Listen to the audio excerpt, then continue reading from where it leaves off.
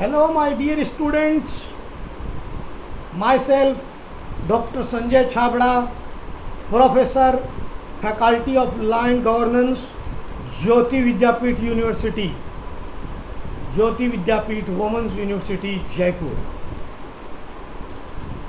This is my 9th session on functional accounting for BCom LLB 6th semester, and the name of the session is Accounting Concepts and Conventions.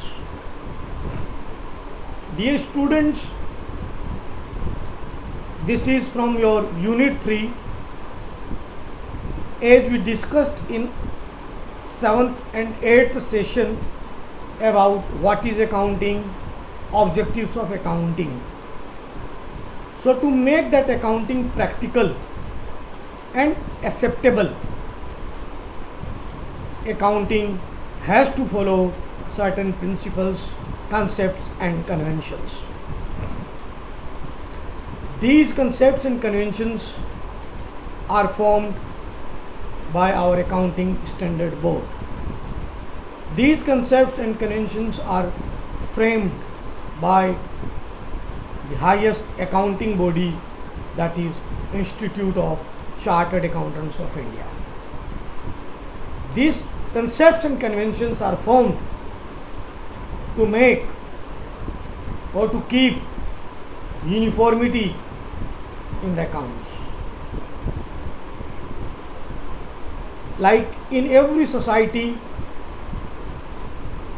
there are some customs, some norms, which being a man in the society, being a human in the society, will have to follow. In the same way, in our accounting field, in our accounting, we must follow that norms which are formed by our highest accounting body. In that way only we can compare our accounts with one another or from one year to another year. There will be no comparison among the accounts of various entities if these accounts are prepared in their own or at their own methods, at their own rules. So to bring that uniformity, reliability and accountability, accounts must follow, every accountant must follow certain norms, certain concepts and conventions. These conventions, these concepts are, we can say, guidelines framed by our accounting body, which has to follow by each and everyone. Now, what are these accounting concepts? So, like number 1, accounting period concept. Dear students, as we know that accounting year starts from 1st April and it ends on 31st March of next year. That is a period of 12 months, which is known as a financial year or an accounting year. So if the individuals or if the entities or if the firms does not follow this concept, then maybe some firms will prepare day-to-day accounts, some firms will prepare accounts for a month, some will prepare for 3 months, some will prepare for 6 months, someone will prepare for 2 years, 5 years. So there will be no comparison, or there will be no reliability of one accounting year. How will you compare if one firm will prepare accounts for 9 months and one firm will prepare accounts for 12 months and one firm will prepare for whole year in one book only? And how our legal entities like government, how they will compute, how they will calculate tax. So this accounting period concept, it is implied on each and everyone that an accounting year has to start from 1st April and it ends on 31st March of next week. So one accounting period is consist of 12 months. But don't forget that in case of a new entity, in case of a newly started business, it can be less than, or it may be less than 12 months. Suppose a business is started in the month of 1st September, then first accounting year will be from 1st September to 31st March of next year, and later on it will become April to March. In same way, if a new firm started on Deepavali or on 1st June or on 1st December, then their first accounting year will end on 31st March. So in that case, that period may be less than 12 months. This is exception for newly established, but as a whole, when we say accounting period concept, it means it is for 12 months from 1st April to 31st March. Now, second concept is business entity concept. Business entity concept says that business and entity means here we can say owner. Business and owner are separate. Even when an owner contributes his amount, his money to start business, it is recorded in the business as his capital. And if an owner or a proprietor will withdraw something from the business for his personal use, that one will also be recorded as his drawings. Whatever business will collect from the owner, that will be liability for the business. And every businessman wants to recover their liabilities, their capital from their business along with profit. Even if a businessman will purchase, if a businessman will take some goods from his business, that one also will be recorded as his drawings. So anything taken by proprietor or partner for their personal use is their drawings, and if they are going to contribute anything into the business, that is their investment, their capital. It is not like that proprietor can take anything from the business without recording, or he can put anything into the business without recording.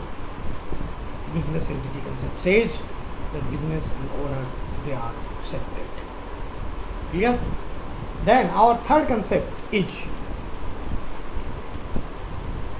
accrual concept. Under accrual concept, it is a bit different from cost concept, case concept. Under case concept, we used to record receipts and payment of case when they get realized. Now suppose a man, he works for 12 months, he is getting salary, we are paying salary to the salesman. So April salary we are paying in first week of May salary we are paying in first week of June, and say last March salary will pay in the first week of April. But our accounting year ends on 31st March. So shall we not record salary of March in the books of accounts? Then it will be salary for 11 months for that particular year. So here you must understand accrual concept. Accrual concept means income accrues, that is income earned but not yet received, that is outstanding. So under accrual concept of accounting, when income accrues, when income is earned, it is, or expenditure is accrued or outstanding, it has to be recorded in the books of accounts. That will complete the accounting transactions or receipt and expenses of one full year. That is accrual concept. Clear?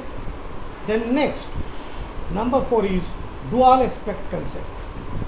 When we say dual aspect concept, it means the business is based on double entry system of bookkeeping, double entry system of accounting. As we read, or as we discussed in our earlier session in accounting, or we read in class 11-12 of accounts basics, that every transaction has two aspects, that is debit and credit. In every account there are two aspects, debit and credit, whether it is personal account, real account or nominal account. So accounts must be prepared under double entry system of accounting system, dual aspect concept. Even when we say accounting equation, there also we can say L plus C is equal to A. Liability plus capital must be equal to assets.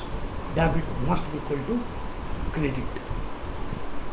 So double entry system of accounting means accounts are recorded. First identify two accounts and then two accounts are recorded in books of accounts, where one will be debited, another will be credited with the same amount. That is dual aspect concept. Then realization concept. Realization concept says that when money is realized, then only it is to be treated as a transaction, an event. Like example, we sold goods to Mr. X on credit. Now chances are there that he may return the goods, or maybe say because of some untoward incidents that money will become bad debt, irrecoverable. So we cannot record that one as a sales. Actual sale will be treated as and when we recognize cash. So realization concept says that when you realize the money, then only the transactions will be considered as the transactions happened or occurred. Money has to be realized in that year. Then matching concept. Again matching concept, little bit we can coincide with our accounting period concept. When we say matching concept, then revenue and expenses of the same year has to be matched to calculate or to know profits or losses. When we are taking revenue of this year, that is 2021, and if we will take expenditures of 2022, no, that is wrong. When we take revenue of 2021 and when we match that revenue with 2020 expenses, that also will give wrong figure. So this matching concept says the revenue earned during the year must be matched with the expenses incurred during the same year. So that difference will be your profit or loss. That is I minus A. I of period A minus E of period A. I of income. I for income. Income of 2021 minus expenditure of 2021. That is accounting year. Income of accounting year. That is April to March. Income of that period compare with expenditure of that year. That difference, if income exceeds, it is profit earned during the year. If expenditure exceeds, it means loss incurred during the year. So my dear students, we have discussed accounting period concept, we have discussed accrual concept, matching concept, realization concept, business entity concept, dual aspect concept. I hope these concepts are clear. And if suppose books are recorded only purely on cash basis, that if we will receive cash or if we will pay cash, then only we record.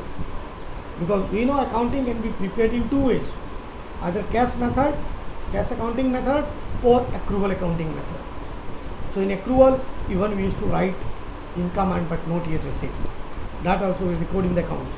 But in cash method of accounting, when we, and whatever cash we receive, we will record only that. We will ignore accrual or outstanding. Clear? So still more concepts are there. We will continue the remaining concepts along with the conventions in our 10th session. Thank you.